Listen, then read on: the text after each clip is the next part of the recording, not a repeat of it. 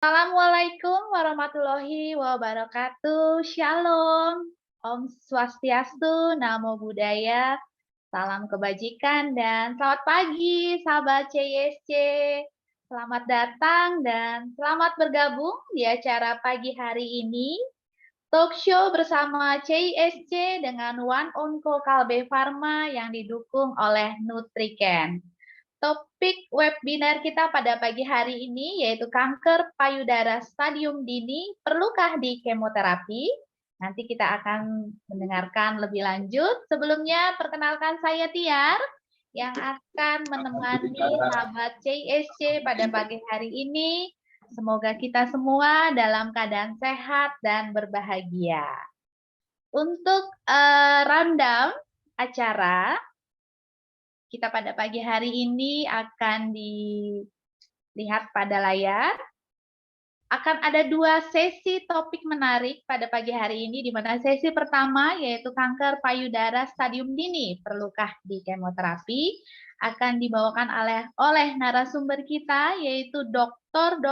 Farida Briani, spesialis bedah onkologi. Kemudian topik menarik berikutnya yaitu tentang peran pemeriksaan genomik mamaprint stadium dini dan resiko rendah tidak perlu kemoterapi akan dibawakan oleh Bapak Yopi Hadi Suyanto sebagai Senior Project Manager One Onco Kalbe Pharma. Nanti di akhir acara akan ada banyak hadiah dan voucher yang akan diberikan untuk sahabat CISC. Selanjutnya untuk ketentuan acara pada webinar pagi hari ini diharapkan untuk semua sahabat CISC untuk selalu menonaktifkan mic-nya selama acara berlangsung kecuali nanti jika diminta oleh panitia. Dan berhubung ini adalah platform yang digunakan adalah Zoom Conference, jadi jika ada yang ingin ditanyakan, boleh nanti diketik di kolom chat dengan format nama penanya, underscore penanya yang dituju, underscore pertanyaan. Acara ini merupakan hasil kolaborasi antara CISC, Cancer Information and Support Center, dengan One Onco Kalbe Pharma sebagai bentuk kepedulian tentang pentingnya awareness kanker payudara. Di mana acara ini juga didukung oleh Nutriken. Pada umumnya sesudah radioterapi dan kemoterapi, pasien kanker itu akan kehilangan nafsu makan. Karena di area mulut dan kerongkongan itu akan terasa kering, nyeri, disebabkan oleh adanya efek dari radioterapi dan kemoterapi. Oleh karena itu, pada masa-masa seperti ini diharapkan pasien kanker bisa mengkonsumsi makanan yang bentuknya lembut dan mudah dicerna. Nah, Nutriken ini merupakan salah satu makanan cair yang tinggi energi dan tinggi protein dan sudah diformulasikan secara khusus untuk memenuhi kebutuhan gizi dari pasien kanker. Saat ini juga sudah tersedia 3 varian rasa, ada rasa jeruk, stroberi, dan rasa terbaru saat ini adalah rasa pisang. Ayo, penuhi nutrisi harianmu dengan Nutriken sekarang juga, karena Nutriken merupakan nutrisi tepat untuk pasien kanker. CISC merupakan komunitas kanker yang hadir untuk memberikan informasi dan mendampingi pasien kanker sejak tahun 2003. Dan saat ini CISC merupakan member dari UICC. Tersebar di 10 kota besar di Indonesia, diantaranya ada di Semarang, Batam, Manado, Yogyakarta, Padang, Kalimantan Tengah, Medan, Kalimantan Timur, Kalimantan Selatan, dan Sumatera Selatan. Banyak sekali aktivitas kegiatan yang sudah dan akan dilakukan oleh CISC. Oleh karena itu, sahabat CISC, marilah bergabung dalam platform media sosial CISC yang bisa di-follow di Instagram di @cancerclubcisc. Selama acara webinar ini berlangsung, pastinya akan banyak hadiah dan voucher yang akan diberikan oleh One Onco Kalbe Pharma dan Nutriken. Oleh karena itu, setiap peserta dimohon untuk tetap stay tune ya, sampai di akhir acara, di mana ini ada 5 hampers dari Nutriken untuk 5 penanya terbaik. Oleh karena itu, pastikan sahabat CISC selalu aktif bertanya melalui kolom chat sesuai dengan format yang tadi sudah disebutkan. Untuk pemenang akan diumumkan di akhir acara dan akan dikirim ke alamat masing-masing pemenang. Untuk keputusan seperti biasa, tidak dapat diganggu-gugat ya. Oke, pagi hari ini kita akan mulai topik yang sudah kita tunggu-tunggu, di mana kanker payudara stadium dini perlu nggak nih di kemoterapi? Akan disampaikan oleh narasumber kita yang cantik sekali, Dr. Farida Briani, spesialis bedah onkologi, dan nanti akan langsung dilanjutkan sesi berikutnya tentang pemeriksaan mama print yang akan disampaikan oleh Bapak Yopi Hadi Suyanto selaku senior Project Manager One Onco Kalbe Pharma. Dan acara ini akan dipandu oleh Mbak Ines yang cantik, moderator kita pada pagi hari ini. Untuk waktu dan layar, kami persilahkan Mbak Ines.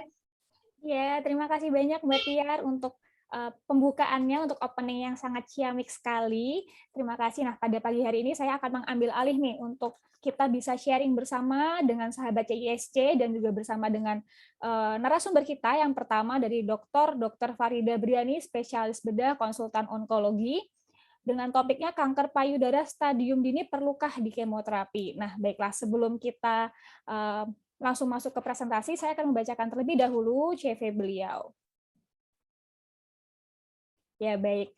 Dr. Farida Briani Sobri, spesialis bedah konsultan onkologi, merupakan dokter spesialis bedah onkologi di Rumah Sakit Metropolitan Medical Center.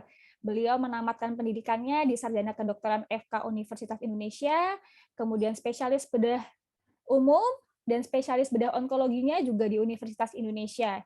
Dan beliau juga telah menempuh pendidikan strata 3 atau S3 di Fakultas Kesehatan Masyarakat yang telah selesai di 2022 di Universitas Indonesia. Beliau saat ini praktek di 2 lokasi, yaitu di MMC Jakarta dan juga RS Permata Cibubur Bekasi. Beliau juga telah menerbitkan beberapa buku dan juga ada media digital. Yang terbaru saat ini adalah aplikasi dan website edukasi terpadu kanker payudara Mamasit yang mungkin nanti bisa di-browsing nih oleh sahabat CISC dimanapun berada. Baiklah, tanpa panjang lebar lagi, saya akan mempersilahkan Dr. Farida untuk bisa menyampaikan presentasinya. Silahkan Dr. Farida. Terima kasih Mbak Ines. Selamat pagi. Assalamualaikum warahmatullahi wabarakatuh, teman-teman semua. Suara saya terdengar jelas kan Mbak Ines ya? Jelas dok, jelas sekali. Alhamdulillah. Ya, pertama-tama salam hangat untuk semua teman-teman yang ada di sini, teman-teman penyintas dan mungkin juga ada keluarga dan yang lainnya. Alhamdulillah kita bisa berkumpul pada pagi hari yang cukup cerah ya, walaupun sedikit mendung, tapi mudah-mudahan hati kita semua cerah. Dan kita akan mencoba untuk membahas satu topik yang kemarin saya bilang sama Mbak Ines, wah ini kayak pelajaran loh, ini kayak kuliah ini, gitu ya Mbak Ines ya. Tapi kita coba sampaikan dengan dengan cukup mengalir, mudah-mudahan teman-teman bisa mengerti. Nah, mungkin saya bisa dibolehkan untuk screen sharing, karena ini belum bisa. Oke, baik dok. Sudah dok, silakan. Baik. Apakah sudah terlihat PowerPoint-nya? Ya, sudah. Baik. Ya, jadi teman-teman sekalian yang saya sayangi, pejuang-pejuang hebat yang ada di sini, saya mendapat tugas kali ini dari panitia CISC dan Onkowan untuk membawakan materi mengenai apakah kanker payudara stadium dini itu perlu dikemoterapi atau tidak. Nah, sayangnya jawabannya memang tidak bisa semudah tinggal bilang iya atau tidak, tapi ada dasarnya. Dan dasarnya itu juga bukan semata-mata keinginan saya misalnya atau keinginan sebagian klinisi, dokter, tapi memang berdasarkan penelitian-penelitian skala besar. Jadi kita akan mencoba membahas di sini, tadi sudah saya sebutkan, mungkin materinya tidak terlalu mudah, tapi bukan berarti tidak mungkin difahami. Yang harus kita siapkan mungkin sama-sama fokus ya, saya mencoba fokus untuk memberikan materi ini semudah mungkin. Nah, teman-teman semua juga mudah-mudahan siap fokus, boleh sambil ngemil, tapi sambil dengerin benar-benar gitu ya. Sehingga mudah-mudahan kalau dimengerti, ilmunya bisa bermanfaat, diskusinya nanti bisa lebih lancar, dan kita bisa tahu apa yang terbaik bagi kita masing-masing maupun penyintas atau pasien di sekitar kita. Jadi ini teman-teman, saya memulai dulu dengan yang sangat dasar. Orang taunya kanker itu tumor ganas, ya. Dan masih banyak, walaupun saya yakin teman-teman di sini karena kebanyakan penyintas pasti sudah lebih paham, tapi yang umum di masyarakat adalah kalau dengar kata kanker seakan-akan pasti udah kemana-mana dan udah nggak ada harapan. Padahal ternyata kalau kita lihat di awal kanker itu kita harus lihat dulu pembagian dua kelompok besarnya. Yang pertama kita akan sebut kanker in situ. Yang kedua kanker invasif. Nah, ini mungkin teman-teman udah pernah dengar juga. Kalau kita bicara kanker in situ, itu bisa dibilang adalah prakanker. Atau kalau kita masukkan kanker stadiumnya stadium 0. Ini adalah perubahan pada sel epitel, ini untuk kanker payudara ya, perubahan sel epitel di saluran ASI. Nah, kenapa dia belum dibilang invasif, masih in situ? Karena dia belum menembus apa yang namanya membran basal. Di luar membran basal itulah ada pembuluh darah, ada pembuluh getah bening, yang kalau sel kanker sudah menembus membran basal dan selnya masuk ke dalam pembuluh-pembuluh itu, barulah dia punya kemampuan menyebar ke organ lain, termasuk ke jaringan sekitarnya. Sehingga kanker kalau in situ dia belum punya potensi untuk merusak jaringan sekitar maupun menyebar ke tempat yang jauh. Nah, berbeda dengan kanker yang kelompok kedua, kanker invasif. Kanker invasif ini sel-sel kankernya sudah menembus membran basal, sehingga dia akan masuk dalam pembuluh darah, masuk pembuluh getah bening, merusak organ sekitarnya. Nah, jadi dua perbedaan ini perlu difahami.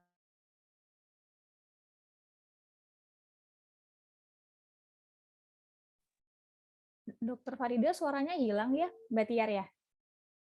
Betul, di saya pun Ya, hilang. kayaknya Freeze. lagi nge-lag ya, Iya. Oke, Dokter Faridanya. coba.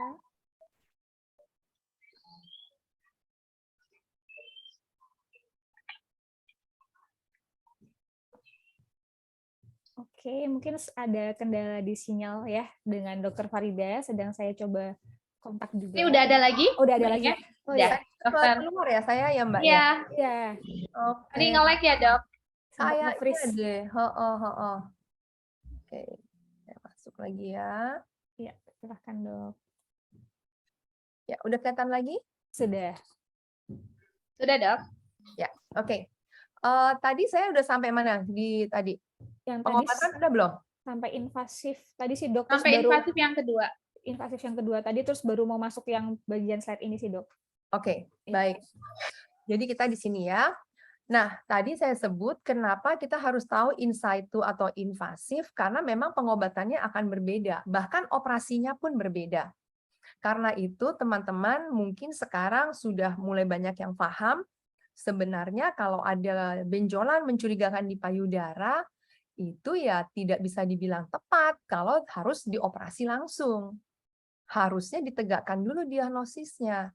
Karena kita lihat di sini nih, kanker payudara in situ itu pengobatannya cukup pengangkatan kanker itu tanpa meninggalkan sisa di lokasi. Jadi syaratnya adalah kita mengerjakan eksisi luas di mana batas-batas dari jaringan yang kita buang itu, yang kita angkat, itu bebas tumor. Jadi cukup kontrol lokal kalau kita bicara kanker in situ. Beda dengan kanker invasif. Karena kalau kanker invasif kan berarti sudah ada kemungkinan dia masuk ke pembuluh darah, pembuluh getah bening. Jadi kita tidak cukup hanya melakukan operasi pada payudara saja. Operasi payudara kan teman-teman tahu ya, macam-macam, ada yang namanya eksisi luas atau orang menyebut wide eksisi. Kemudian kalau untuk in situ cukup hanya eksisi luas. Ketiak, kelenjar getah bening ketiak tidak perlu kita utak-atik. Nah, beda nih kalau udah ngomong kanker invasif. Bukan hanya kita harus mengangkat kanker yang ada di payudara, baik dengan cara wide eksisi luas tadi atau mastektomi, tapi jangan lupa kelenjar getah bening yang ada di ketiak.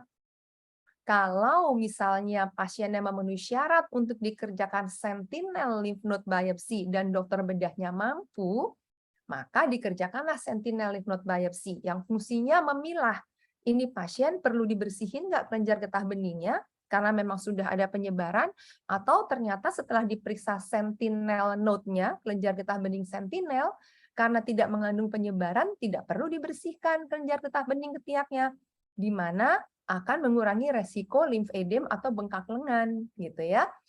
Nah, jadi kalau udah invasif nggak boleh kelenjar getah bening ketiak yang nggak diapa-apain. Harus ada tindakan di sana. Ya, kalau dokter bedahnya tidak mampu mengerjakan sentinel lymph node biopsy atau memang sudah ada penyebaran di kelenjar getah bening ketiak, tentu harus dikerjakan diseksi aksila atau membersihkan kelenjar getah bening di ketiak tadi. Itu yang kedua.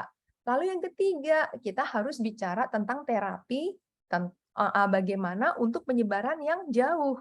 Walaupun setelah diperiksa nggak ada penyebaran jauh, dok. Iya, tapi kita aware, kita waspada tentang kemungkinan mikrometastasis. Artinya sudah ada anak sebar walaupun belum mendapatkan tempat tumbuh yang sesuai. Belum ada di paru-paru, belum ada di hati, belum ada di tulang. Jadi ini bisa lihat ya betapa bedanya kanker in situ dan kanker invasif. Inilah yang menyebabkan teman-teman semua harus paham dan memberitahu kalau ada mungkin pasien-pasien yang baru terdiagnosis atau baru dicurigai, sangat tidak tepat kalau curiga ada tumor di payudara langsung operasi. Karena harus mempertanyakan, operasinya apa ya? Gitu. Apakah operasi untuk payudara saja sebagai in situ atau operasi untuk yang invasif? Tentu harapannya kan kalau masuk operasi, satu kali operasi cukup. Nggak masuk satu kali operasi, oh Bu, keluarnya ganas, operasi lagi ya yang kedua. Itu kan sebenarnya membuang banyak resources ya, banyak sumber daya. Ya waktu, sumber daya tenaga, sumber daya biaya, dan sebagainya. Karena itu, kalau di dunia kedokteran yang modern sekarang ini, yang sesuai dengan guidelines, seharusnya ketika ada benjolan mencurigakan di payudara, itu diagnosis ditegakkan dengan metode yang minimal invasinya, tapi akurat. Nah, dikatakan 90% diagnosis kelainan payudara itu bisa ditegakkan dengan core biopsi dengan panduan USG. Itu akurasinya mendekati 100%. Harusnya begitu, hanya memang kita tidak menutup mata, masih banyak belum dikerjakan. Nah, ini saya percaya inilah misi CISC dan One Onco untuk mencerdaskan semuanya sehingga mudah-mudahan makin lama kita makin mendekati guidelines yang sesungguhnya. Kita lanjut dulu. Nah, karena kita bicara kemoterapi, otomatis fokus kita pada hari ini adalah terapi sistemik. Nah, terapi sistemik kanker payudara ini juga ada caranya dalam memberikan. Nggak asal ngasih, atau nggak lagi moodnya dokternya, atau nggak lagi, maaf ya pesenannya, pesenan dari farmasi apa, nggak boleh seperti itu. Jadi satu, bergantung pada ukuran tumor dan stadium kanker. Yang kedua, bergantung pada sifat biologi molekuler kanker. Dua itu harus dilihat. Nah, apa aja ragam terapi sistemik? Teman-teman bisa lihat di sini banyak macamnya. Memang ada kemoterapi, ada terapi hormonal, terapi target anti HER2, imunoterapi, yang terbaru ada inhibitor CDK4/6, ada PARP inhibitor. Tapi kita hari ini fokus pada kemoterapi. Nah, tadi saya katakan bergantung pada ukuran tumor dan stadium. Ini kita sekilas aja, teman-teman tidak diharapkan untuk hafal atau apa ya, tapi memang stadium itu ada stadium 0, 1A, 1B, 2A, 2B, 3A, 3B, 3C, dan 4. T ini menggambarkan ukuran tumor. N ini kelenjar getah bening di ketiak. M ini penyebaran jauh. Paling sering penyebaran jauh di tulang, lalu disusul di paru dan di hati, dan dalam jumlah kecil di otak. Ya, jadi ini yang kita lihat. Lalu dari stadium ini kita bisa gambarkan kalau stadium 1 tuh yang masih terlokalisir, kecil ukurannya, belum ada kelenjar getah bening ketiak yang terkena. Stadium 2 ukuran agak besar, tapi kelenjar getah bening masih aman biasanya. Stadium 3 sudah mulai ada kelenjar getah bening yang terkena. Stadium 4 dia menyebar ke tempat lain. Dalam gambar ini contohnya misalnya di paru-paru. Ya, itu stadium. Nah, bagaimana dengan sifat biomolekuler? Ini yang biasanya dilakukan pemeriksaan imunohistokimia atau IHK. Di sini teman-teman bisa lihat ada satu gambar yang saya ambil, ada luminal A, luminal B, HER2 positif, dan triple negatif. Luminal A itu dikatakan 40% pasien kanker payudara itu ada di luminal A. Dan luminal B sekitar 20%, HER2 positif dan triple negatif sama-sama sekitar 15%. Dan memang makin ke arah kiri, ini prognosisnya biasanya makin baik karena ini berhubungan dengan progresivitas atau agresivitas dari si kankernya. Makin ke kanan, dia makin progresif sehingga prognosisnya makin berkurang. Ya, ini pembagian biomolekulernya. Nah, ini pelan-pelan ya kita bahas di sini. Mungkin kalau teman-teman di sini ada yang lagi bawa hasil labnya yang dulu gitu ya, bisa mau ambil buka-buka, mau lihat. Kita lihat di sini. Jadi kalau kita katakan luminal A itu kapan? Kalau ER-nya positif. Tapi hati-hati, ER-nya nggak bisa sekedar positif. Yang kita bisa bilang luminal A yang kita percaya kalau ER positifnya itu di atas 9%.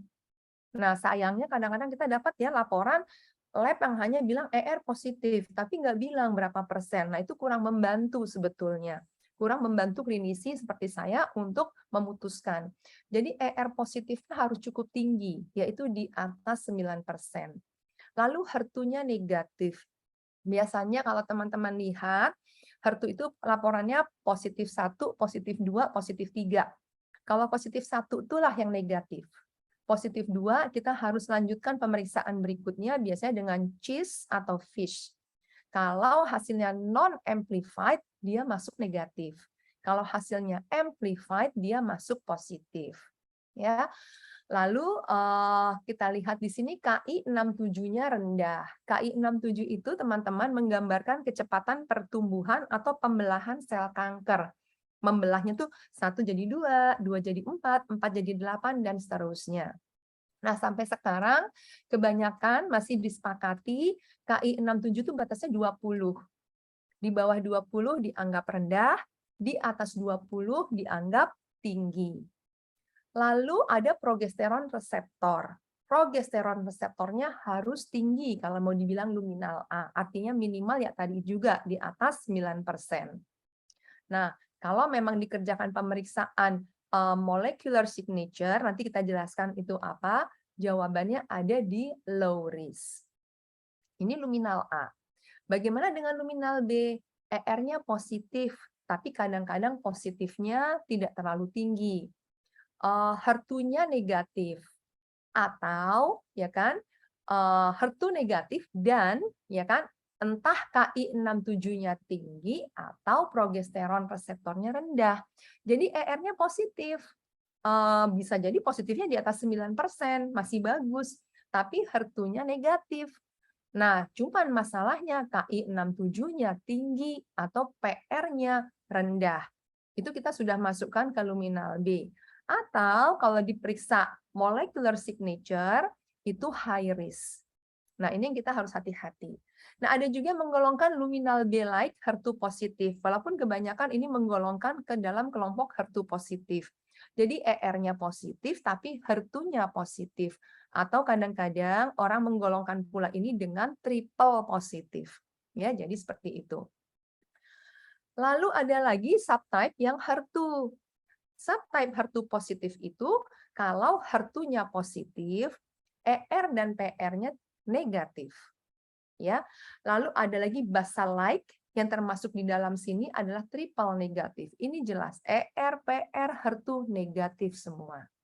Jadi Sekali lagi saya ulang, teman-teman ingat, ada yang namanya stadium, ada yang namanya sifat biologi molekuler. Dua hal itu harus dipastikan untuk menentukan terapi secara keseluruhan untuk pasien. Bukan hanya kemoterapi atau tidak sebenarnya, tapi juga mengenai operasinya, timing, kapan harus dioperasi. Apakah dimasukkan terapi sistemik dulu, misalnya kemoterapi baru operasi, atau operasi dulu baru terapi sistemik, nanti kita akan bahas berikutnya. Sampai sini, tarik nafas panjang dulu kalau agak pusing. Mudah-mudahan sih masih bisa dimengerti ya sama teman-teman semua. Nah, mari kita bicara sekarang terapi sistemik kanker payudara stadium awal yang subtipe luminal. Ingat ya tadi ya, luminal ER-nya positif, HER2-nya negatif. Ya, KI67-nya kalau rendah masuk luminal A, kalau tinggi masuk luminal B. Jadi, pada kanker payudara subtipe luminal, terapi hormonal adalah terapi sistemik yang utama. Karena namanya aja reseptor hormonalnya, estrogen reseptor dan progesteron reseptornya positif. Jadi terapi hormonal itu terapi sistemik utama. Tapi beberapa kasus akan mendapat keuntungan dari kemoterapi. Nah itu tadi bergantung pada resiko rekurensi yang bisa diperkirakan dari apa saja, stadium, grading atau diferensiasi. Nah ini kadang-kadang teman-teman pasien masih suka bingung antara stadium dengan grading. Kalau stadium itu tadi ya, saya terangin ya, ada komponen T, ukuran tumor, N, kelenjar getah bening ketiak, dan M, penyebaran jauh.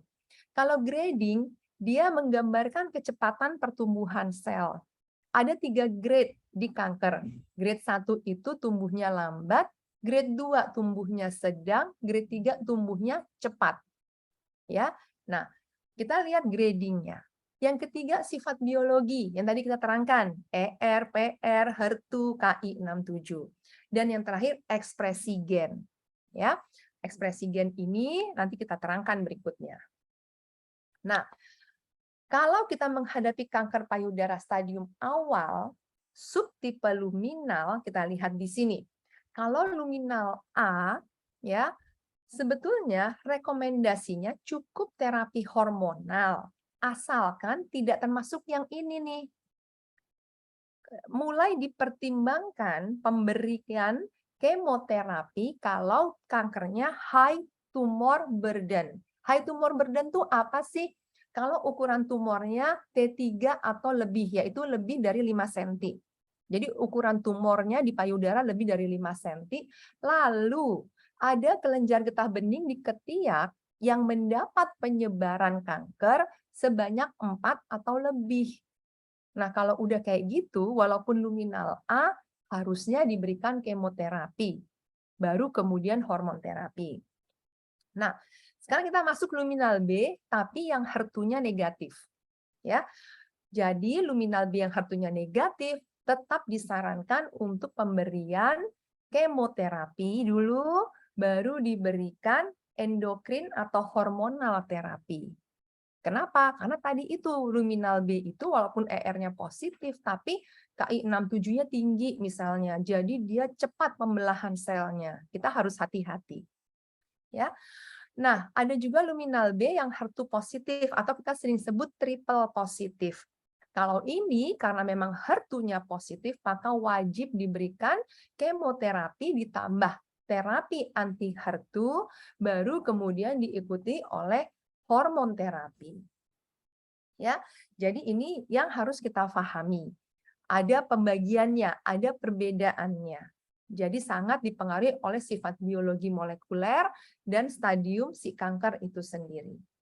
Nah, bagaimana dengan, nah saya kembali dulu ke sini. Bagaimana kalau nanggung gitu kan ya? Misalnya luminal A, terus kelenjar getah beningnya ada yang kena penyebaran tapi cuma 3 atau cuma 2 gitu ya. Atau luminal B, tapi KI67-nya nggak terlalu tinggi, misalnya cuma 25%. Butuh tidak ya kemoterapi? Nah, inilah area abu-abu yang klinisi seperti saya pun tidak bisa langsung menjawab pasti butuh kemo atau tidak butuh kemo.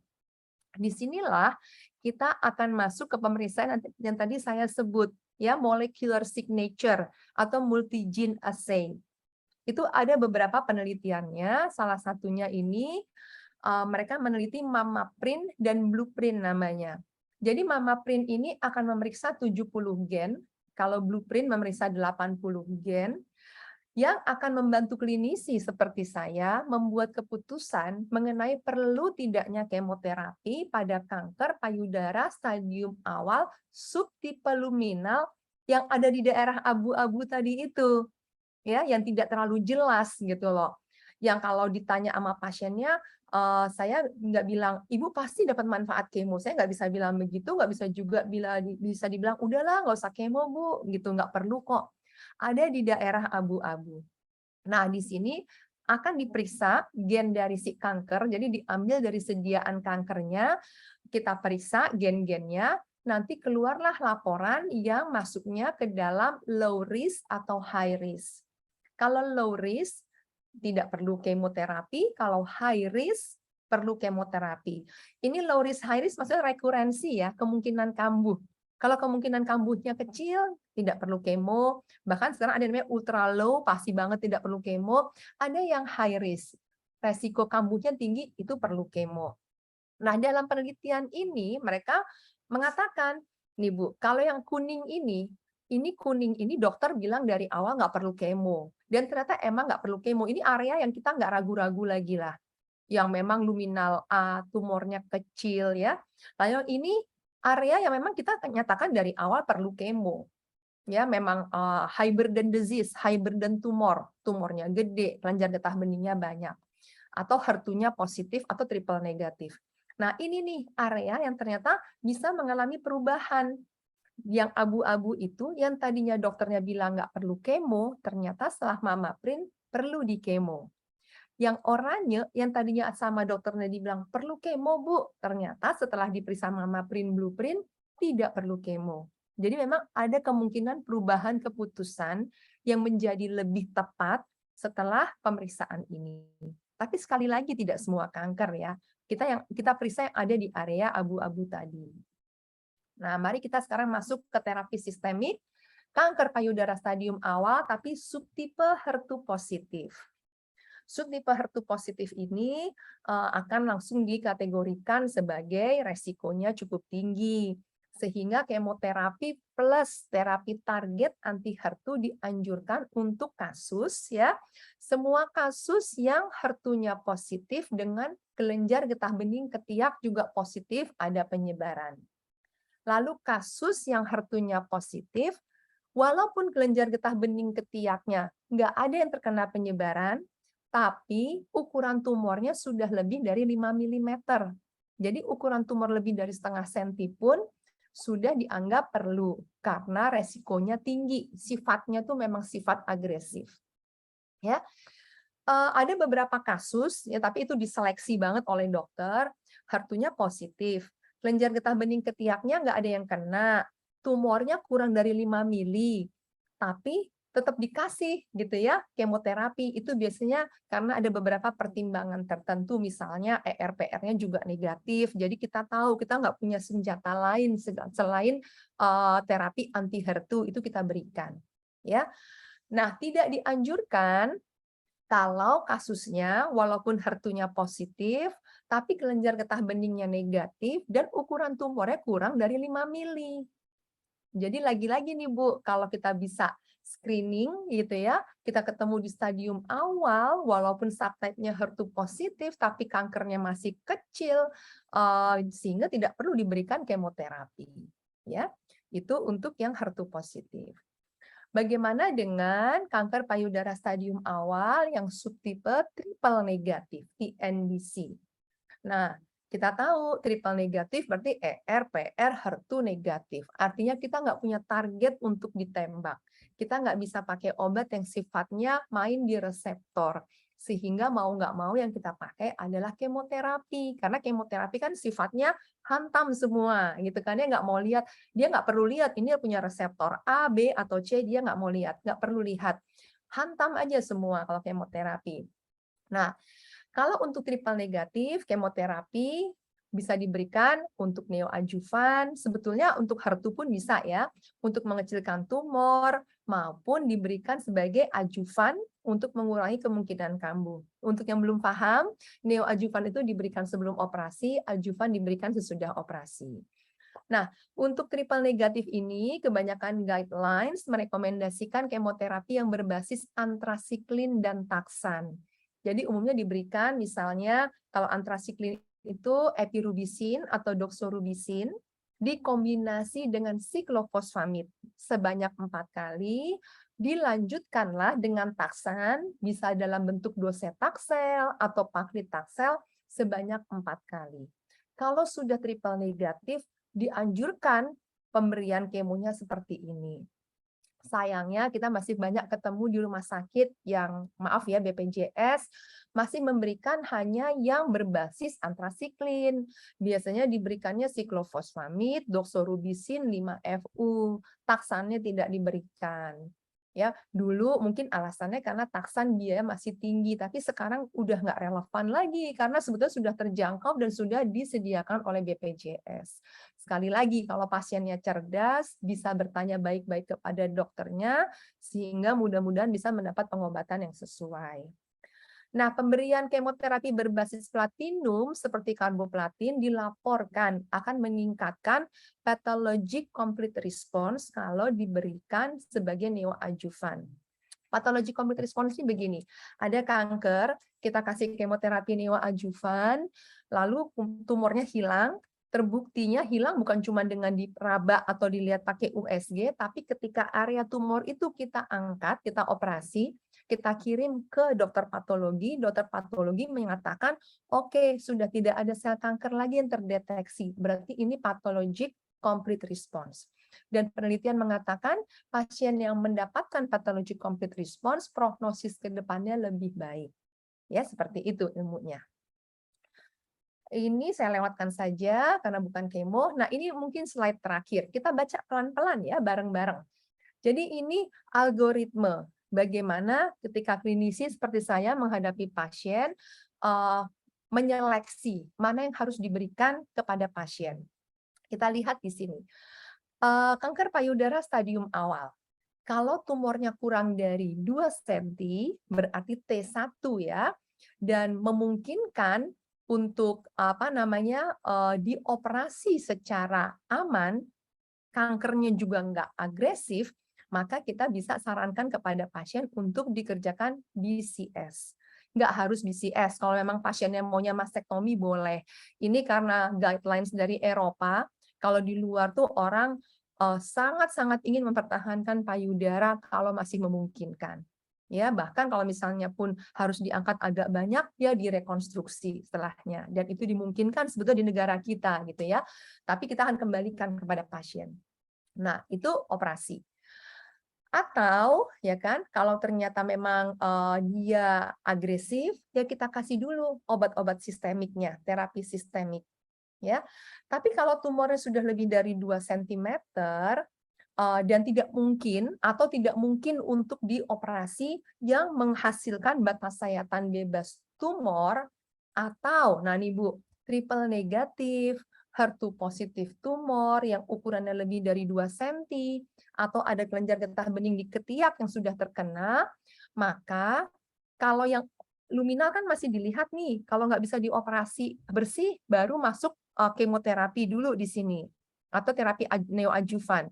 Tapi kalau udah triple negatif dan HER2, kalau udah di atas 2 cm atau kelenjar getah bening ketiak yang udah ada, kita udah nggak mempertimbangkan lagi bisa dioperasinya bersih apa enggak. Dia sudah harusnya masuk ke terapi neoadjuvan.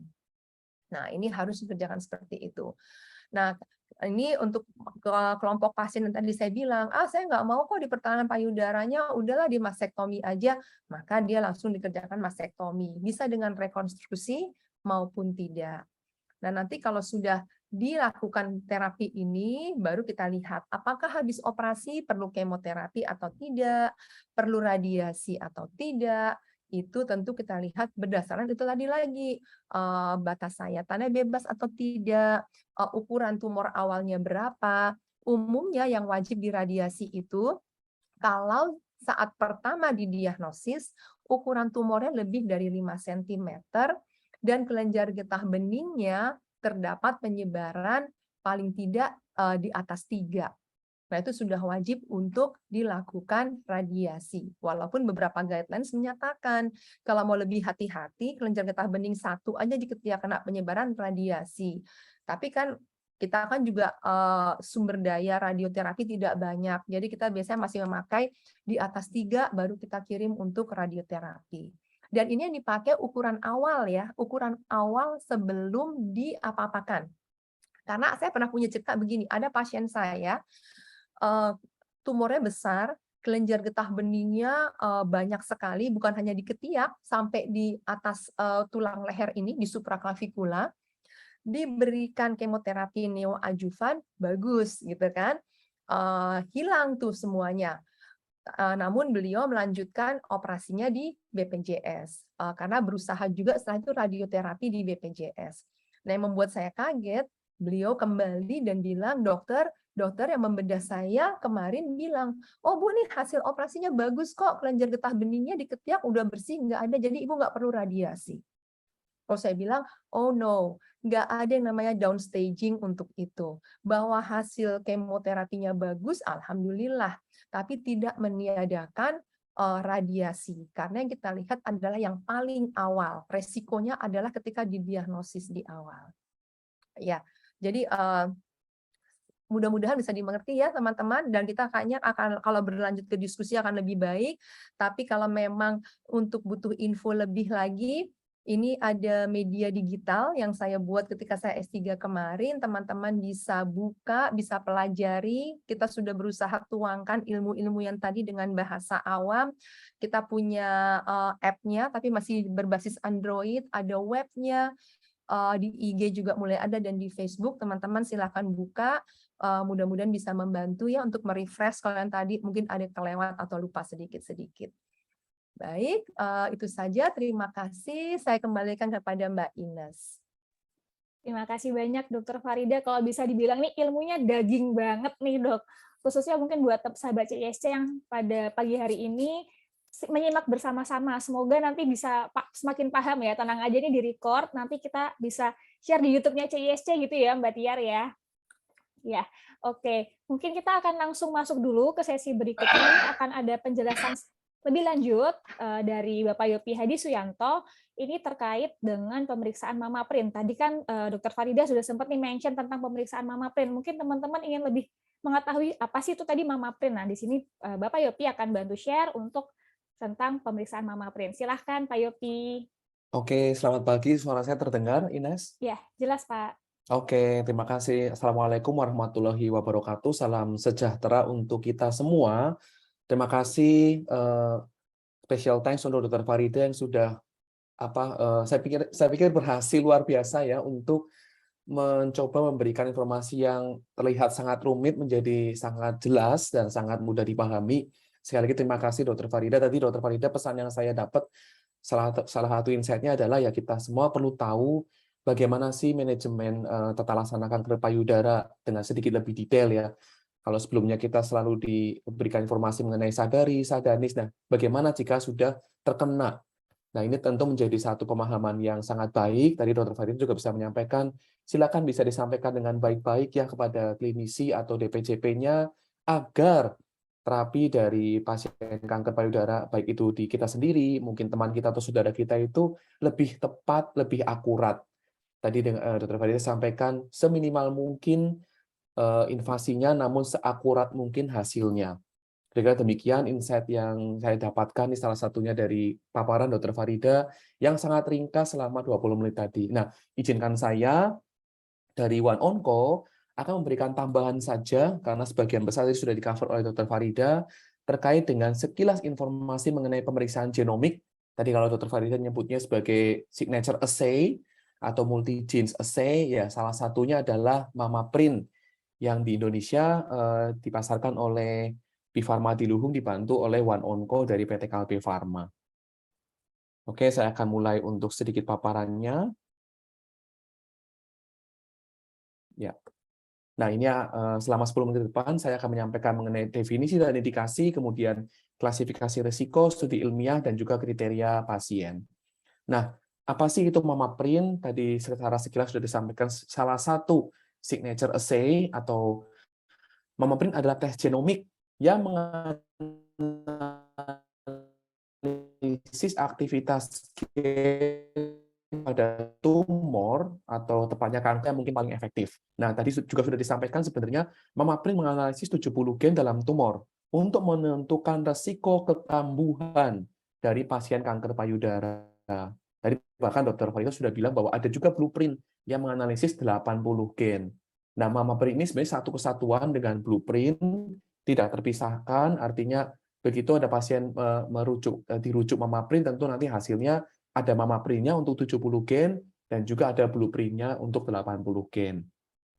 Hasil MAMAPRIN yang dielaborasikan dengan faktor klinis dan patologis yang lain, seperti usia, ukuran tumor, grade, keterlibatan kelenjar getah bening, reseptor hormonal, dan status HER2, dapat membantu memutuskan apakah kemoterapi memang bermanfaat atau pasien akan tetap aman meskipun tanpa kemoterapi. Jadi sudah dirangkum semua tadi cerita mengenai TNM, ukuran tumor, grade, keterlibatan kelenjar getah bening, reseptor hormon tadi Dr. Farida juga sudah menyampaikan, status HER2 sudah dibahas tuntas tadi dengan sangat ringan dan langsung masuk ya menurut saya. Dan ini pada akhirnya jika dielaborasikan dengan MAMAPRIN itu bisa membantu klinisi untuk menentukan apakah memang pasien ini membutuhkan kemoterapi atau tetap aman meskipun tidak diberikan kemoterapi. Kemudian dari sini bisa diringkas bahwa fungsi MAMAPRIN adalah bisa membantu untuk menilai resiko kekambuhan, lebih tepatnya perlu tidaknya kemoterapi, kemudian mengidentifikasi pasien yang ultra low risk, ini artinya resikonya sangat-sangat rendah, tadi bahkan tidak diberikan kemoterapi, bahkan tidak diberikan terapi hormon, itu bisa dikonsider aman, dan pasien yang low risk saja, artinya nanti akan mendapatkan manfaat dengan terapi hormonal yang diperpanjang. Nah, ini adalah hasil MAMAPRIN. Tadi sebenarnya sudah disampaikan juga oleh Dr. Farida secara sekilas ya. Ada dua hasilnya, yaitu low risk dan juga high risk. Low risk atau risiko rendah, dan high risk atau risiko tinggi. Risiko rendah memiliki tingkat risiko kekambuhan yang rendah, sehingga manfaat kemoterapi tidak signifikan. Sedangkan yang risikonya tinggi atau high risk, itu pasien memiliki tingkat risiko kekambuhan yang tinggi, sehingga manfaat kemoterapi itu akan sangat signifikan atau sangat diperlukan kemoterapi. Nah, ini ada satu studi ilmiah, yaitu MINDEC, yang mulai dipublish atau dilaksanakan tahun 2016. Di Eropa, ada lebih dari 8.000 pasien yang dilibatkan, dan ini studinya bersifat prospektif. Artinya pasien-pasien tersebut masih terus diamati bagaimana resiko kekambuhannya sampai dengan sekarang. Nah, di sini di beberapa rangkumannya adalah yang pertama, MAMAPRIN memiliki level evidence dan konsensus level 1. Artinya memang sudah diuji dengan studi prospektif yang melibatkan pasien dalam jumlah besar, sehingga mendapatkan konsensus level 1 dan masuk ke dalam beberapa guideline internasional. Di sini, studi ini menunjukkan bahwa hampir 50%, mungkin sekitar 48% tepatnya, pasien kanker payudara yang awalnya diklasifikasikan sebagai risiko tinggi berdasarkan faktor klinis saja, ternyata memiliki risiko genomik yang rendah saat diuji dengan MAMAPRIN. Kemudian, sehingga dari situ disimpulkan bahwa kelompok pasien dengan risiko genomik yang rendah itu tidak akan mendapatkan manfaat signifikan dengan pemberian kemoterapi. Dan sebaliknya, pasien kanker payudara yang diklasifikasikan dengan risiko rendah ternyata memiliki hampir 98% kemungkinan bebas metastasis saat diobati dengan terapi hormon saja. Ini adalah beberapa kesimpulan dari studi MINDEC yang mulai dilakukan tahun 2016 dan masih terus dimonitor hingga saat ini. So, seperti apa sih kriteria pasien yang mungkin perlu direkomendasikan untuk tes genomik ini? Tadi sebenarnya Dr. Farida sudah menyampaikan ya, yaitu pada kanker payudara stadium awal ya antara 1 sampai 2, kemudian ukuran tumornya kurang dari 5 cm dan memiliki kelenjar getah bening atau KGB negatif atau positifnya 1 sampai 3, maksimal 3. Artinya jika kriterianya di luar ini, stadiumnya sudah stadium 3 atau ukuran tumornya di atas 5 cm dan KGB-nya sudah lebih dari 3 yang ditemukan, maka tentu tidak disarankan untuk melakukan tes diagnostik ini karena kemungkinan besar hasilnya adalah high risk dan tentu sangat direkomendasikan untuk pemberian kemoterapi atau terapi sistemik. Nah, jadi manfaat Mamaprint bisa dirangkum ada 2. Yang pertama, membantu untuk penentuan perlu tidaknya kemoterapi, dalam hal ini untuk mengetahui seberapa besar sih manfaat kemo terhadap pasien kanker payudara berdasarkan hasil Mamaprint-nya. Tadi ada 2. Mamaprint yang low risk ini menunjukkan bahwa pemberian kemoterapi dan terapi hormonal dibandingkan hanya dengan terapi hormonal saja itu ternyata nggak berbeda bermakna. Yang artinya bahwa bisa disimpulkan kemoterapinya tidak terlalu bermanfaat bagi pasien yang hasil Mamaprint-nya itu low risk. Sedangkan jika hasil Mamaprint-nya itu high risk, pemberian kemoterapi sangat bermanfaat untuk pasien dengan hasil Mamaprint yang high risk. Itu simpulan ringkasnya untuk bagaimana Mamaprint itu bisa memberikan support untuk membantu menentukan perlu tidaknya kemoterapi. Sedangkan yang kedua, untuk membantu penentuan penggunaan hormonal terapi. Di sini ada 3 kategori. Tadi yang pertama, jika ternyata hasilnya adalah ultra low risk atau sangat risiko sangat rendah.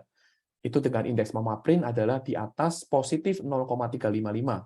Ini prognosisnya paling baik. Kemudian bisa diberikan terapi hormon dengan durasi pendek, kadang-kadang beberapa klinisi memberikan sampai 2 tahun, atau bahkan tidak diberikan terapi hormon sama sekali jika ternyata pemberian terapi hormon ini mengakibatkan efek samping yang tidak dapat ditoleransi oleh pasien. Mungkin klinisi bisa mempertimbangkan untuk menghentikannya jika ternyata hasil Mamaprint indeksnya itu ultra low risk atau di atas positif 0,355. Bagaimana jika hasil Mamaprint-nya itu low risk saja atau low risk not ultra low risk dengan indeks antara 0 atau positif sampai dengan positif 0,355. Di sini hasil studi menunjukkan bahwa pasien dengan kategori low risk tapi tidak ultra low risk itu akan mendapatkan manfaat dengan terapi hormon yang diperpanjang sampai dengan 10 tahun. Kemudian yang terakhir adalah jika hasilnya high risk dengan Mamaprint index antara 0 sampai negatif 1. Jadi kalau hasilnya negatif itu high risk, sedangkan positif itu low risk. Bagaimana jika hasilnya high risk atau indeksnya negatif? Dari hasil studi ini bisa disimpulkan bahwa pasien dengan kategori Mamaprint high risk itu akan mendapatkan manfaat dengan terapi hormonal selama 5 tahun, namun tidak mendapatkan manfaat yang bermakna jika itu diperpanjang sampai dengan 10 tahun. Ini ada dasar studi-studinya semua, dan jika disimpulkan seperti berikut. Dan ini lebih teknis sedikit, 2 slide terakhir, dokumen apa saja yang diperlukan jika pasien memerlukan rujukan Mamaprint. Ini yang paling pertama adalah form rujukan dari dokter untuk pemeriksaan Mamaprint. Ini tidak bisa di-request langsung oleh pasien, tentu membutuhkan rekomendasi dari dokter. Tadi Dr. Fadil sudah sampaikan ya bahwa ada sebagian yang benar-benar sudah clear itu menjadi low risk, ada sebagian yang sudah jelas itu menjadi high risk atau perlu di kemo, ada sebagian subset yang memang ada keraguan atau ada ambiguitas tadi yang Dr. Fadil sudah sampaikan secara dengan sangat gamblang, sehingga Mamaprint ini tetap membutuhkan advice atau penilaian terlebih dahulu dari klinis. Tidak bisa pasien langsung meminta kepada kami untuk dirujuk, tentunya tidak bisa. Karena ini menjadi dasar yang paling utama. Selanjutnya, dokumentasi yang lebih teknis, ada parafin block, tadi dari jaringan yang sudah difiksasi, tadi ada sedikit pertanyaan ya di kolom chat, Mamaprint itu dari mana? Dari parafin block diperiksanya, jaringan tumornya, kemudian slide HE, hasil patologi anatomi, dan hasil imunohistochemia-nya. Waktu tunggu hasil kurang lebih selama 2 minggu, karena memang ini pemeriksaan yang masih cukup novelty-nya tinggi, dan masih harus dirujuk ke luar negeri, ke laboratorium di Amerika Serikat tepatnya. Untuk harga sendiri, Mamaprint dipasarkan dengan harga 40 juta per 1 kali tes. Nah, disclaimer-nya bahwa Mamaprint ini belum di-cover oleh BPJS, belum bisa di-cover karena termasuk pemeriksaan yang cukup canggih dan cukup terbarukan ya. Jadi mungkin belum bisa diserap oleh skenario di BPJS. Namun kami dari One Onco menyediakan program patient assistance tentu dengan beberapa persyaratan, dan nantinya jika membutuhkan ini bisa menghubungi tim kami, yaitu Ibu Ines yang hari ini menjadi moderator ya, di 0897 6677 898. Namun good news-nya, Mama Brain ini sudah bisa di-cover oleh sejumlah besar asuransi komersial tambahan atau AKT. Contohnya yang sudah memang pernah kami terima itu dari Sequis Life, Prudential, AIA, Allianz, Abda, dan juga Pertamedika. Kami juga menerima beberapa rujukan dari InHealth, namun kalau InHealth ini biasanya nanti membutuhkan persetujuan dari HRD masing-masing perusahaan, kalau kita bicaranya InHealth perusahaan. Nah, ini disclaimer juga bahwa ini tidak kemudian menyampaikan ya bahwa seluruh Sequis akan menanggung, seluruh Prudential akan menanggung, tentu tidak, karena akan tergantung dari struktur polis dan besaran premi masing-masing pemegang polis. Sama-sama punya Prudential, tapi saya bisa di-cover Mama Brain-nya, teman saya Prudential nggak bisa, tentu bisa terjadi. Karena kita punya preminya masing-masing berbeda meskipun judulnya sama-sama Prudential. Kira-kira demikian. Nah, terima kasih atas waktu dan kesempatan yang diberikan. Saya kembalikan kepada moderator. Silakan Ines. Ya, baik. Terima kasih banyak Pak Yopi atas pemaparannya terkait dengan detail pemeriksaan dari Mama Brain itu sendiri. Nah, kita akan langsung masuk ke sesi berikutnya. Saya akan mengundang terlebih dahulu Dr. Farida dan Pak Yopi untuk bisa bergabung dalam satu layar bersama kami, karena kita akan masuk ke dalam sesi diskusi dan juga tanya jawab. Nah, ini sudah ada banyak sekali pertanyaan yang masuk nih dari rekan-rekan dari sahabat CISC. Pertanyaan pertama dari Ibu Ana Marpaung.